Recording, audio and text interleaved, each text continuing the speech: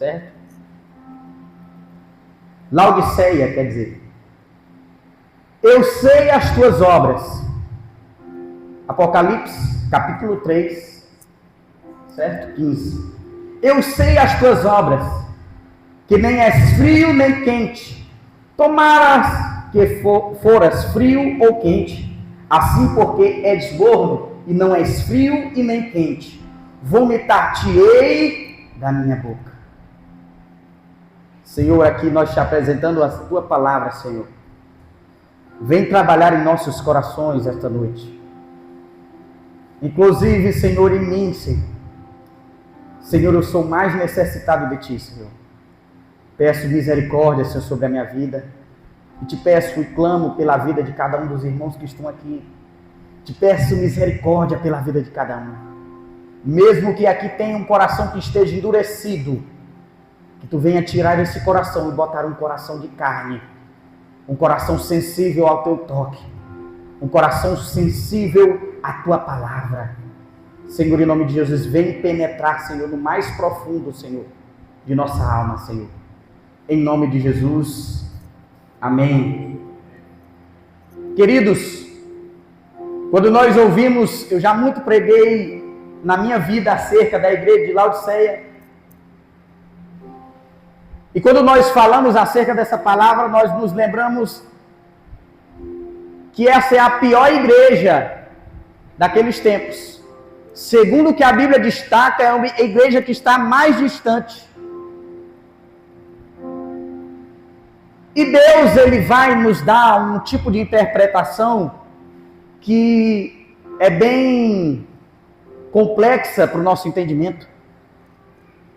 Porque Ele está dizendo que, está perguntando, eu sei de tuas obras, que não és nem frio ou quente. E Ele diz, quem deras você fosse frio ou quente. E Ele mostra que aquela igreja era uma igreja que estava em estado de mornidão. E Ele fala que a mornidão é pior. É a pior coisa que pode acontecer. Se a gente pensar que frieza espiritual se trata de se distanciar de Deus, preste atenção.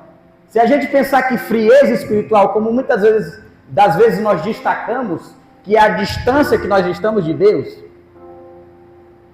nós deveríamos entender que o pior estado é a frieza. Mas Deus nos faz entender que o pior estado é a mornidão.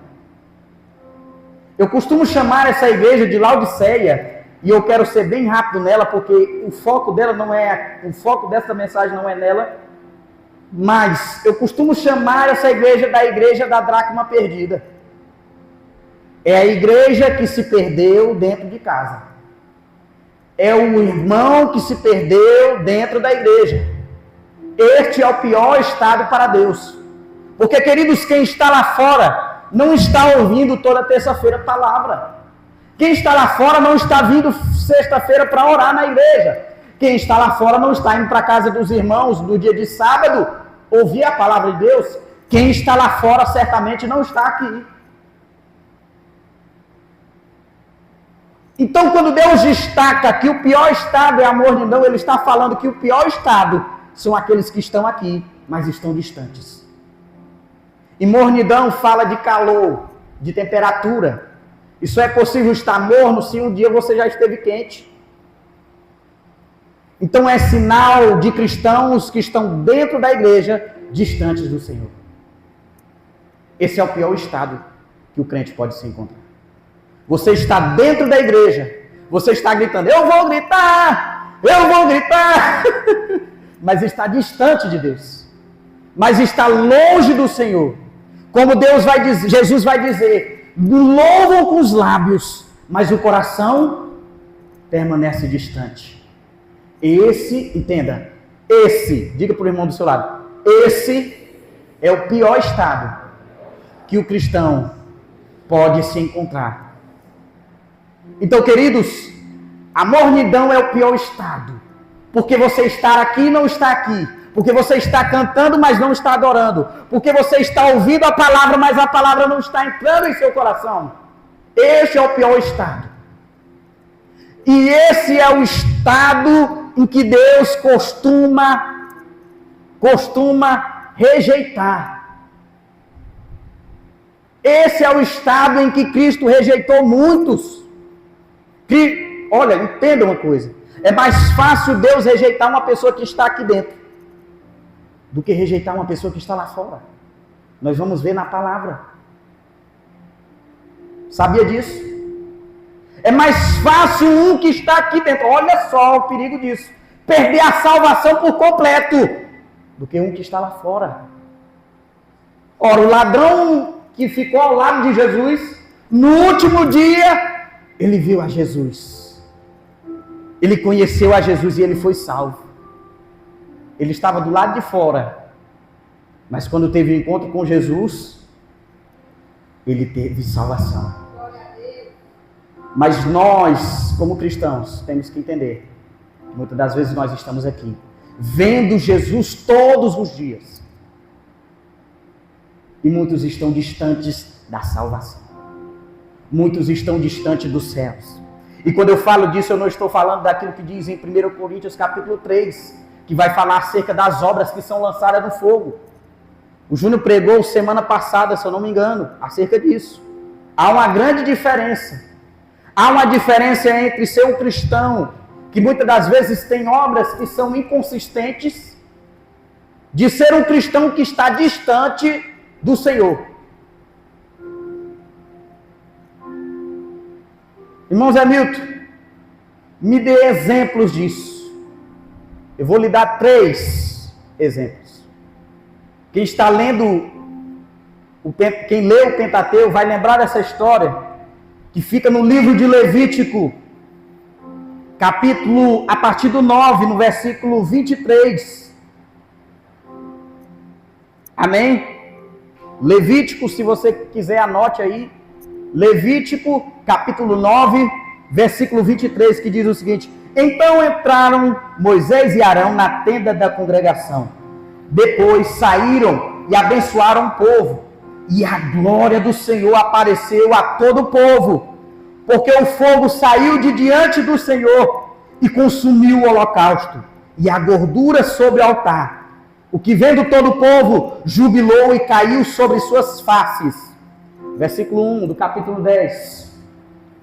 E os filhos de Arão, Nadab e Abiú, tomaram cada um seu incensário e puseram neles fogo e puseram incenso sobre eles e trouxeram fogo estranho perante a face do Senhor, o que eles não ordenaram. Então saiu fogo de diante do Senhor e consumiu e morreram perante o Senhor. E disse Moisés a Arão: Isto é o que o Senhor falou, dizendo: Sereis santificados naqueles que se cheguem a mim, e sereis glorificados diante de todo o povo. Porém, Arão calou-se. Queridos, quem eram Nadab e Abiú? Alguém se lembra?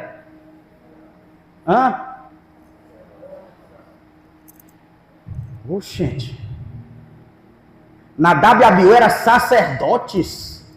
Tem gente que lê essa passagem e pensa que Nadab e Abiú eram os caras que estavam passando no meio da rua. Ei, bora ver ali. Jogaram fogo, jogaram incenso. Não. A primeira coisa que eu vou lhe falar: Nadab e Abiú estavam no lugar certo. Segunda coisa que eu vou falar para vocês: era a função deles jogar combustível na lenha, no fogo que queimava no altar. Lá no versículo, se eu não me engano, 8,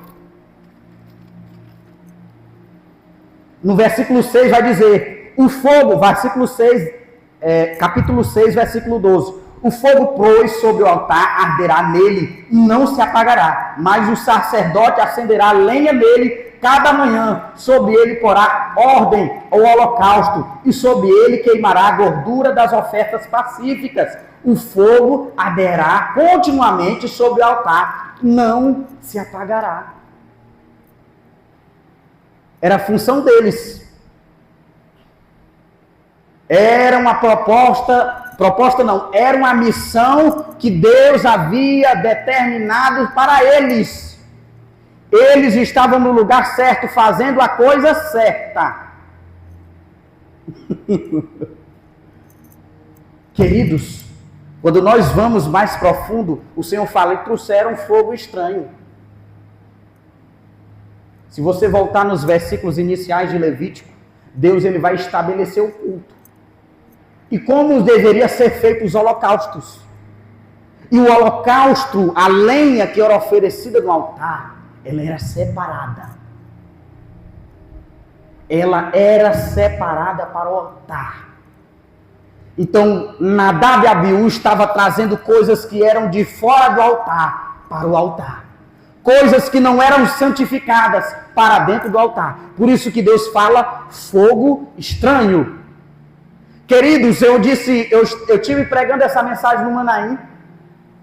E eu disse para os irmãos, uma vez eu estava num culto. Você sabe aquele culto que você pensa que vai ser arrebatado?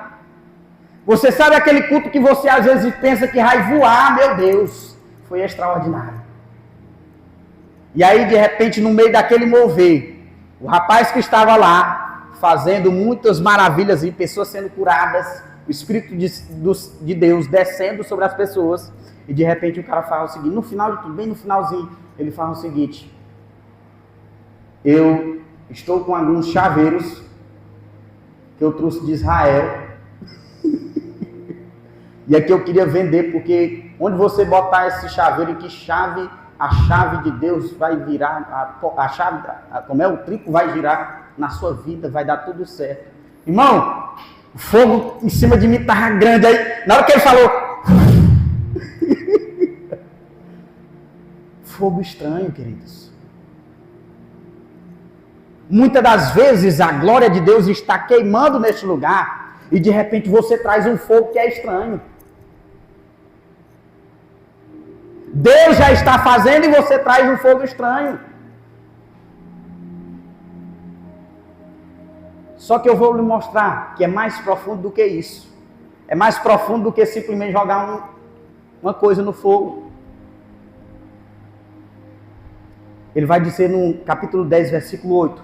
E falou o Senhor a Arão dizendo, isso aqui é a mesma história.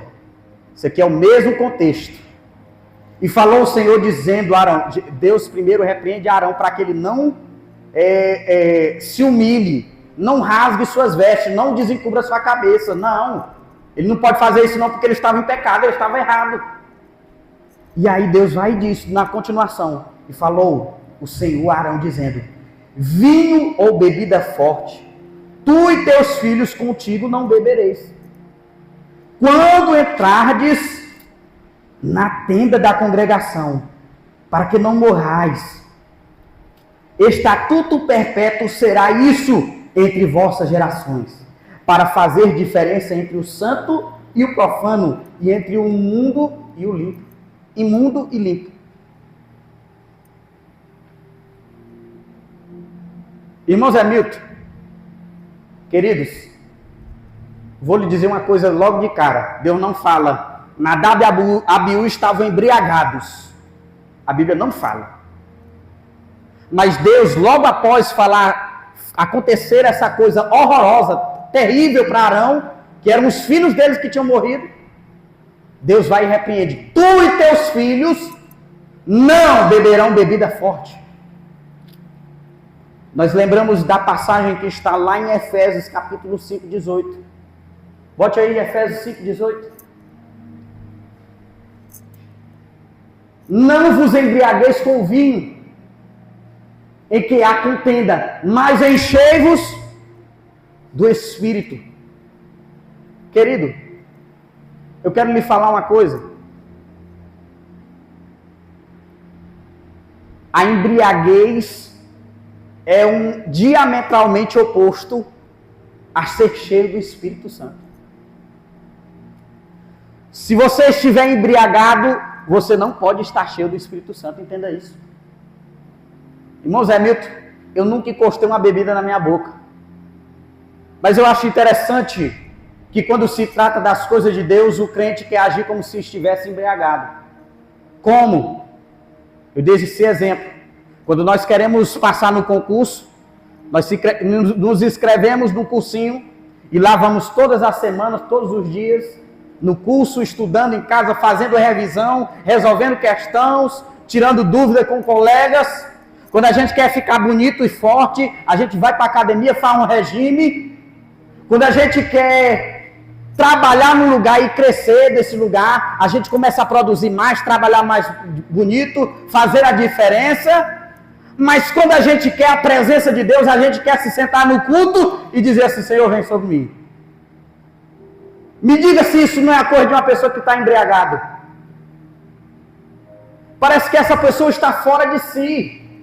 Ora, eu me lembro da mulher do fluxo de sangue, que ela ali há mais de anos já estava com aquela doença, e ela dizia: se eu tão somente tocar a orla das suas vestes, serei curada. Sabe o que ela estava falando? De atitude, de ir buscar. E nós muitas das vezes queremos a presença de Deus, mas quando se trata da presença de Deus, nós trazemos fogo estranho. Queremos buscar a Deus de qualquer jeito, queremos buscar a Deus de qualquer forma. Eu quero orar 5 minutos por dia, ler um versículo por dia, às vezes um pela semana, e quero ser cheio da presença de Deus, e quero ter motivação para continuar na casa do Senhor. Me diga se isso não é fogo estranho. Como é que Deus nos ensina a ter corações aquecidos? Buscar-me-eis e me achareis quando me buscardes de todo o vosso coração. Existe um método, existe um jeito que podemos buscar a Deus. Sabe o que Nadab e Abiú estava fazendo? Nós temos o nosso próprio método. Nós buscamos a Deus do nosso próprio jeito. Queridos, isso é perigoso. Deus os rejeitou. Isso é perigoso. Eles eram sacerdotes. Eles eram sacerdotes. Se nós pudéssemos fazer uma representação, eles eram pastores. Meu Deus. E foram rejeitados por Deus. Deus os rejeitou. Isso se parece, irmão Zé Carlos, com Ananias e Safira? Segundo exemplo. É a mesma coisa. Ananias e Safira, você diz: irmão Zé Milton, você foi no Velho Testamento, graças a Deus, Deus é o Deus de graça, Deus de paz, Deus de amor, e isso não acontece mais. Abra aí, em Atos capítulo 5, versículo 34. Atos, capítulo 5, verso de número 34.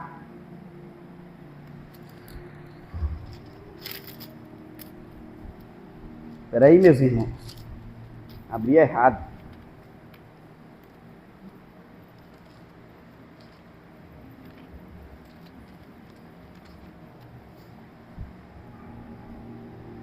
Meu Deus do céu.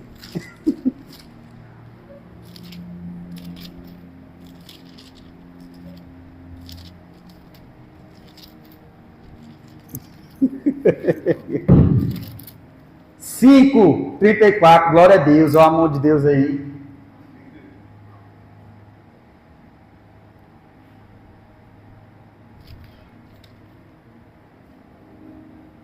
Perdão, queridos. É o 4:34. Não havia, pois, entre eles necessitado algum, porque todos os que possuíam herdades ou casas, vendendo-as,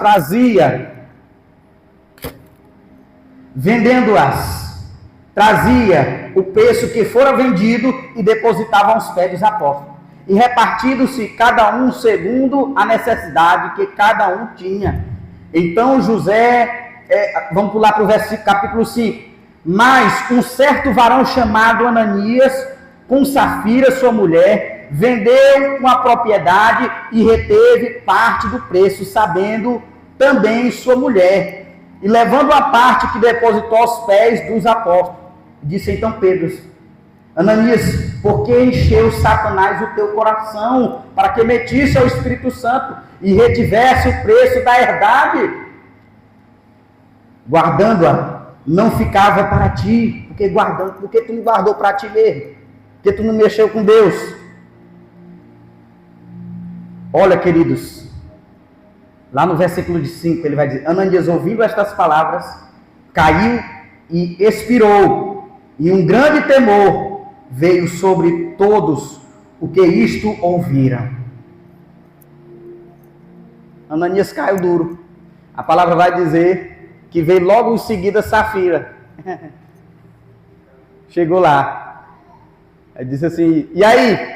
Pedro ainda dá uma chance. E aí? Tu vendeu lá? Vendeu, deu tanto. Foi? Cai, morreu. Queridos, Ananias e Safira aconteceu depois da descida do Espírito Santo. Depois que Jesus já tinha vindo à terra. No tempo da graça. E eles morreram. E Pedro diz: por que tu deixou Satanás te usar? Por que tu deixou Satanás pousar no teu coração? Sabe por quê, queridos? Aquilo que estava acontecendo, às vezes a gente não para pensar nisso.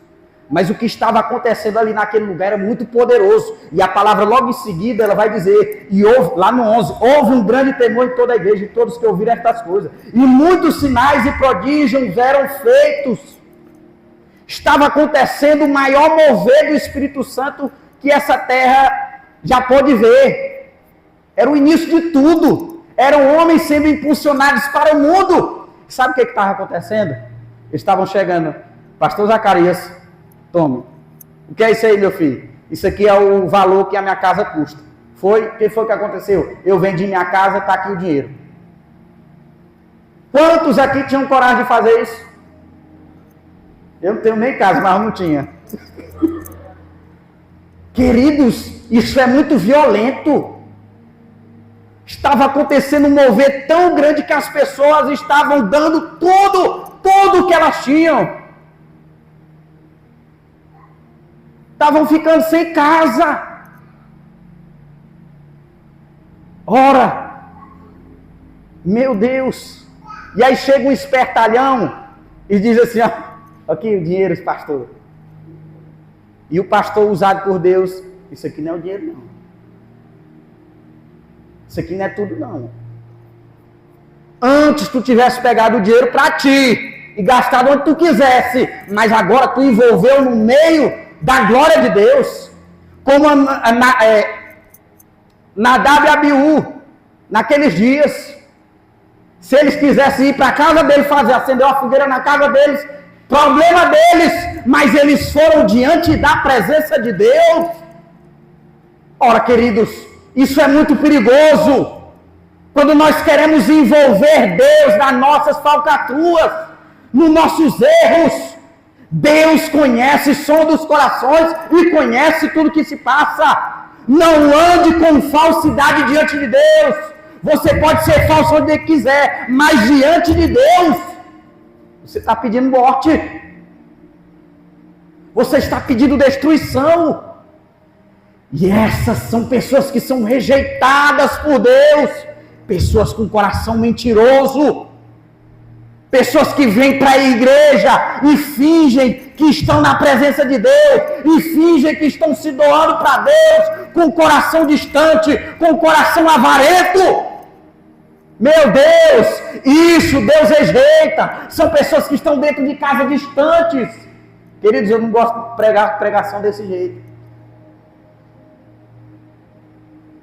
Não gosto de pregar pregação desse jeito, não. No culto de jovem eu falei sobre bênção. Não foi, não? É bom que você fica feliz todo mundo. Oh, glória a Deus. Senhor, tu és bom. Eu quero bênção, Senhor, me dá mais. Mas um momento como esse é necessário, queridos, entenda? Eu não tenho nada particular com você, não. Eu estava orando a Deus e dizendo, Senhor, o que é que tu quer que eu fale? Senhor, o que é que tu quer que eu fale? Senhor, o que é para me dizer? Senhor, qual é a palavra que a igreja necessita? Não, queridos. Não estava pensando em outra coisa, não. Deus, Ele só trouxe essa palavra aqui Não foi por conta minha, não. Foi porque Ele conhece o seu coração. E como Ele disse lá para a igreja de Laodiceia, Ele repreende aqueles quem Ele ama. Então, de repente, vem aqui Ananias e Safira. A glória de Deus, o poder de Deus invadindo aquele lugar, e de repente eles chegam com fogo estranho. Está aqui. Pedro, rapaz, por que tu fez um negócio desse? Esse aqui é o tempo da graça. O interessante disso que Deus mesmo explicou por que ele ia morrer. Nadab e Abiú no tempo da lei, morreram e nem viram. Tiveram nem resposta. Mas, queridos, o que eu quero que você entenda, esses tipos de pessoas Deus rejeita. Para completar o terceiro exemplo, eu disse 3 exemplos, vamos 2. Amém? Terceiro exemplo está lá em 1 Samuel, capítulo 2. Quem está lendo no plano, lê um tempo desse. 1 Samuel, capítulo 2. Versículo 12. Eram, porém, os filhos de Eli, filhos de Belial. Quando a Bíblia fala Belial, ela está falando de quê? Satanás, diabo. E não conheciam ao Senhor, o Senhor. Porquanto o costume daquele sacerdote com o povo era que, oferecendo a alguém algum sacrifício, vinha um moço do sacerdote,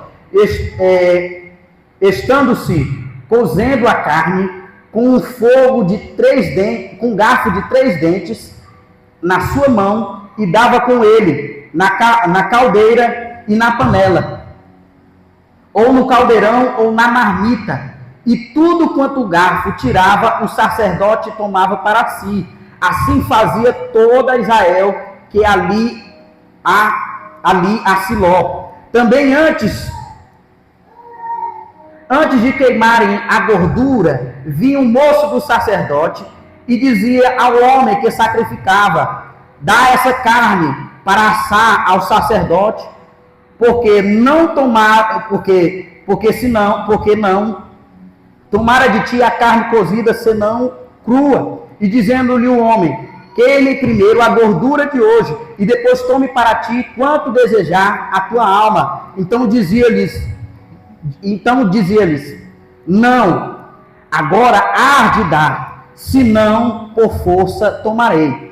Era, pois, grande o pecado desses jovens perante o Senhor, porquanto os homens desprezavam a oferta do Senhor. Queridos, o que acontece? A palavra aqui está nos mostrando que Ofni e Finéias, os filhos de Eli, essa é a história deles.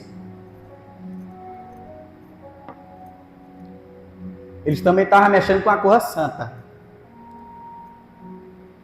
A Bíblia está aqui mostrando que o sacerdote, ele, quando ia oferecer a carne, ele tinha que assar ou cozer ali a carne até que a gordura fosse consumida pelo fogo. Certo? Era um processo de sacrifício. Foi estabelecido pelo próprio Deus. E daí chegam os espertalhão, os filhos do pastor. Os filhos do pastor chegam lá e dizem assim: olha, deixa eu pegar a carne aí. Não é para o sacerdote? Ou deixa nós levar para ele? Deixa nós levar, nós somos filhos do sacerdote. Não, mas deixa eu terminar de tirar a gordura aqui da carne. Deixa eu terminar de queimar. Se tu não der para a gente, nós vamos tomar por força. Queridos, sabe o que a Bíblia fala que aconteceu com ele? Com eles?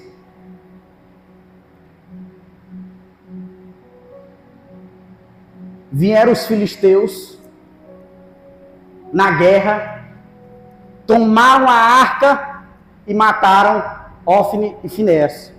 Eles morreram. E havia sido profetizado para Eli que eles iriam morrer pela falta de sensibilidade deles a Deus, por eles tratarem com profanação o altar do Senhor. Deus os rejeitou. Eles eram filho de Eli, portanto, os candidatos a sacerdócio. Queridos, eu quero que você pare para pensar, o que tem em comum nessas 3 histórias? Todas falam de altar e todas falam de profanação. Todas falam de altar e todas falam de pessoas desobedientes. Deus rejeitou Ofni e Finéias, porque eles não levavam a seriedade, eles escarneciam do altar do Senhor. Esse Deus rejeita. Irmão Zé Milton, pois as coisas de Deus para mim são sérias. As coisas de Deus para mim não é desse jeito não. Deus o livre, isso nunca vai acontecer comigo. Sabia que nós escarnecemos? Isso eu não estou deixando distante de mim não. Estou dizendo de mim, de você. Nós escarnecemos do altar de Deus quando nós queremos derramar sobre a vida do meu irmão, do meu irmão próximo, aquilo que eu não tenho cultivado dentro da minha casa. Nós estamos zombando. Sabia que nós estamos zombando de Deus quando eu quero derramar sobre a vida dele algo de Deus, mas eu mesmo não cultivo na minha vida? Nós estamos profanando. Sabia que eu estou profanando o altar quando eu pego essa guitarra e começo a cantar e meu coração está distante de Deus? Isso é profanação. Queridos, esses tipos de pessoas Deus rejeita. Simples assim. E é interessante, eu gosto muito dessa história, porque a palavra mostra que a mulher de Finéias chega ao sacerdote Eli, e Eli, quando descobre que a arca foi roubada e seus filhos tinham morrido, Eli cai para trás e morre. Cai de cabeça e quebra o pescoço.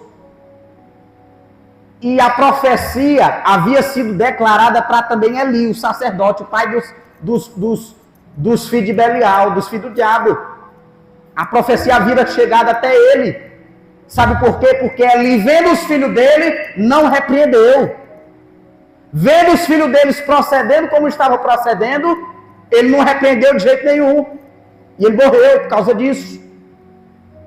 E ali, é interessante que ali a mulher a nora de Eli, vai nascer o filho dela e ela vai botar o nome do filho dela de Icabô.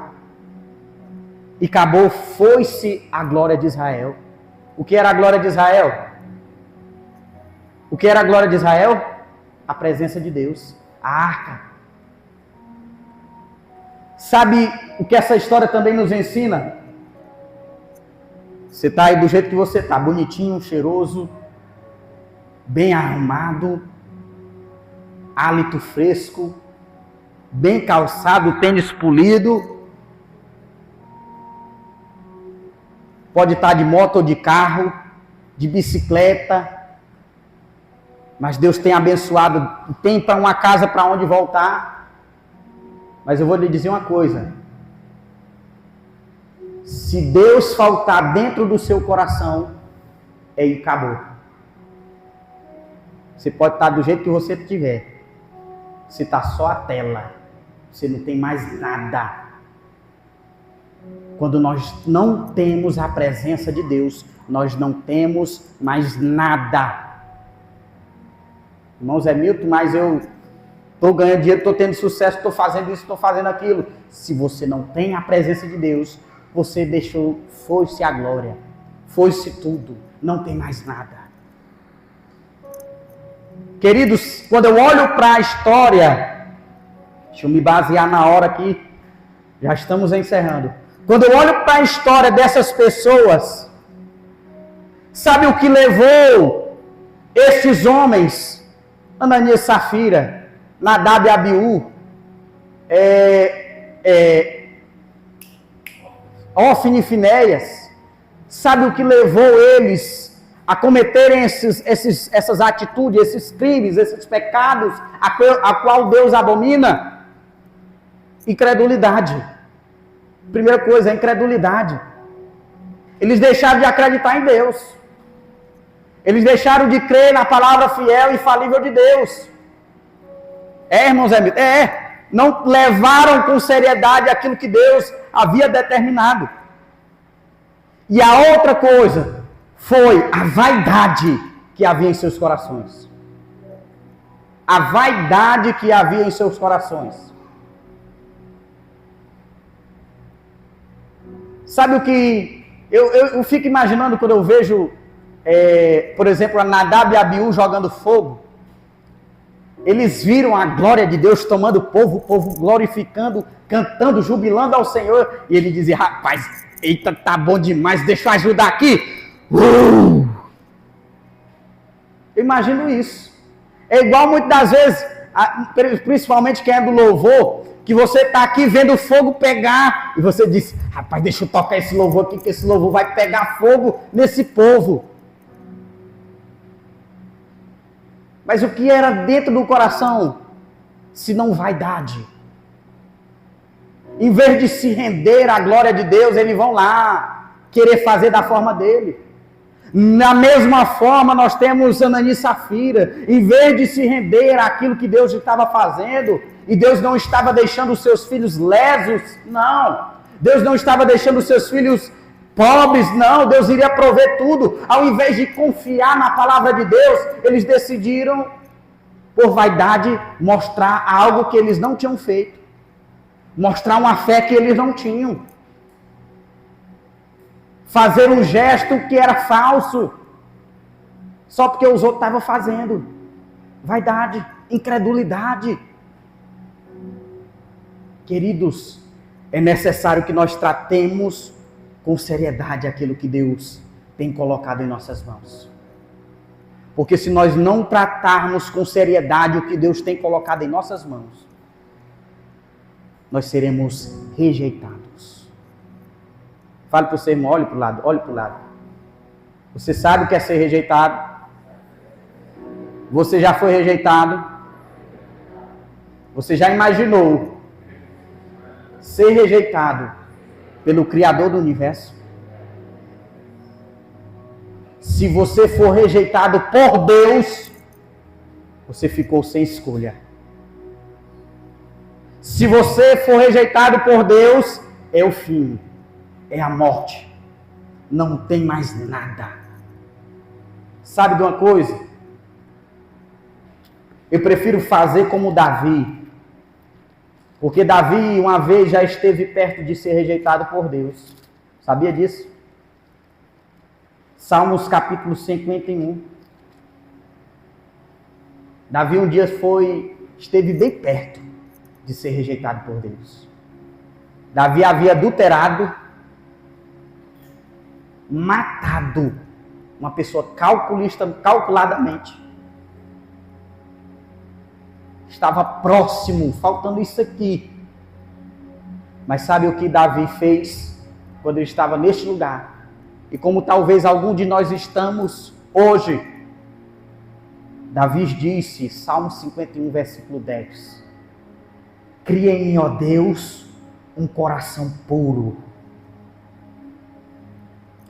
E renova em mim um espírito reto. Não me lances fora da tua presença.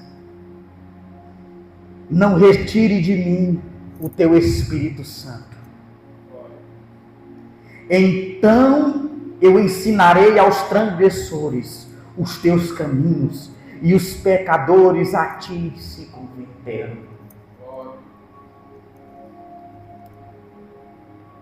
Queridos, quando eu leio isso, eu lembro de uma oração que eu fiz ao Senhor. Eu estava bem distante do Senhor e eu fui para a oração. E, queridos, era uma oração tão convicta que eu me lembro que eu me tremia inteiro. Era como se eu estivesse fazendo força. E eu pedia principalmente assim, Senhor, Devolve para mim a convicção da salvação, a alegria da salvação. Senhor, não tira de dentro de mim o teu espírito. Me dá um espírito reto. Queridos, quando Deus nos traz a esse entendimento acerca dessas pessoas que foram rejeitadas por Ele, é porque Deus está querendo nos dar um sinal. Eu conheço homens de Deus que já estiveram no altar derramando grandes e poderosas palavras, mas hoje estão perdidos em seus pecados, em vícios, em drogas, em prostituição, em homossexualidade. Pessoas que já liberaram palavras de Deus, que já me fizeram temer a Deus e tremer, mas hoje estão distantes, rejeitadas por Deus, porque não usaram de seriedade, de verdade, de santidade para com Deus. Sabe qual é o caminho que você está trilhando? Isso eu estou sendo direto para a igreja do Senhor. Você está trilhando o caminho de rejeição diante de Deus. Um caminho que você vai chegar mais à frente e vai lembrar de tudo aquilo que você havia passado. Você vai lembrar de tudo aquilo que você viveu e vai ficar só na lembrança. Meu Deus, isso é perigoso. Diz: Senhor, oh Senhor, me dá a alegria da salvação. Devolve-me a minha alegria da salvação. Tem gente aqui que perdeu a alegria da salvação. Tem gente aqui que não tem mais alegria no Senhor. Tem gente aqui. Ora, você está indo para onde, queridos? Por que é que nós estamos aqui todos os cultos? Por que é que o pastor insiste em fazer você ler a Bíblia e orar? É para ver se você fica salvo. E tem pessoas que estão vindo para a igreja, participando de trabalhos, mas não têm a convicção, nem a alegria da salvação. O que é isso? O que estamos fazendo aqui? O que é que nós estamos cantando ao Senhor? O que é que nós temos ouvido da parte dEle? Qual é o significado disso? Se não temos a salvação, não tem significado algum. Se nós não nos rendemos novamente ao Senhor, queridos, nós iremos perder aquilo que nós temos de mais precioso. Se você não cuidar dessa fé, se você não zelar por esta coroa, você vai perdê-la. Se você deixar Satanás fazer ninho na sua mente, cozinhar o seu juízo, Satanás vai conseguir e você vai perder a sua salvação. Não é comigo não. Se fulano de tal estivesse aqui, você estará aqui, porque Deus quer falar com você.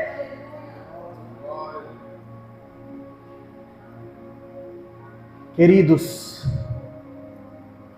não tem nada pior do que ser rejeitado por Deus. Sabe uma coisa?